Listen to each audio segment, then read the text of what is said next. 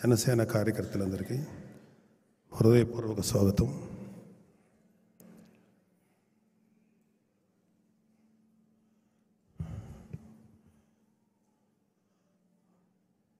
రెండు 2021లో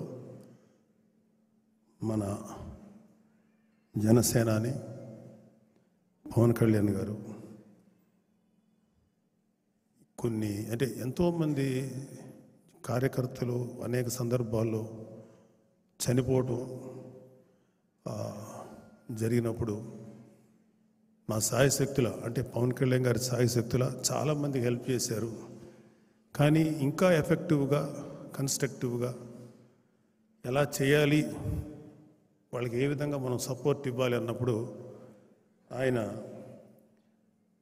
ఈ యొక్క ఆలోచన ఇట్లాగా కార్యకర్తలకి బీమా సౌకర్యం చేయిస్తే అది క్రియాశీలక మెంబర్స్ జనసేన మెంబర్స్గా కానీ ప్లస్ వాళ్ళ జీవితానికి ఒక సేఫ్టీ కానీ ఉంటుందని ఆలోచించి ఆయన చేసినటువంటి ఒక గొప్ప ఆలోచన.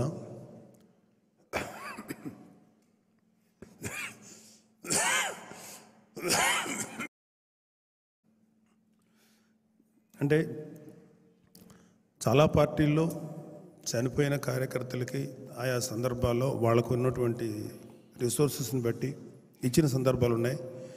కానీ ఒక కన్స్ట్రక్టివ్ వేలో ఎలా చేయాలి అన్నప్పుడు ఆయన మనకిచ్చిన అద్భుతమైన ఐడియా ఈ క్రియాశీలక మెంబర్స్, ఈ మెంబర్షిప్. 2021లో 1,00,000 మంది, 2022లో 3 లక్షల మంది, 3,50,000, 2023లో 6,47,000 మంది క్రియాశీలక సభ్యులుగా నమోదు చేసుకున్నారు. దీంట్లో రెన్యూవల్స్ కూడా ఉన్నాయి. ఇప్పుడు మళ్ళీ మన 18వ తారీఖున క్రియాశీలక మెంబర్షిప్ స్టార్ట్ చేశారు. 28 వరకు కదండి, 28 వరకు ఉంటుంది. కొంచెం వర్షాలు ఇబ్బంది వల్ల ఇంకొక 1 or 2 days ఎక్స్టెన్షన్ చేయమని చెప్పి నేను అడుగుతున్నాను వీళ్ళని, మన ఈ నిర్వహించే వాళ్ళని. ఒక్కొక్కసారి ఎవరైనా చనిపోయినా, ఎవరికైనా గాయపడినా ఒక్కోసారి మా కెపాసిటీ కూడా సరిపోదు, ఎంతని మేము కూడా ఇవ్వగలుగుతాం. సో ఇది ఒక అద్భుతమైన ఆలోచన కళింబాబు గారు చేసింది. సో చనిపోయిన కార్యకర్తల కుటుంబాలకి ఆ వ్యక్తిని మేము తీసుకురాలేకపోవచ్చు, కానీ ఆ కుటుంబానికి ఎంతో కొంత ఆర్థికపరమైనటువంటి సపోర్టు ఇవ్వగలిగేటువంటి అవకాశం మాకు ఈ యొక్క క్రియాశీలక మెంబర్షిప్స్ ద్వారా లభించింది.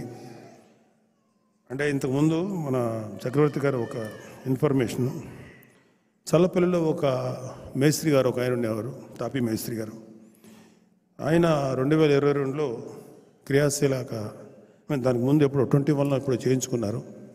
ఆ ఇంట్లో కూడా తెలియదు అతను క్రియాశీల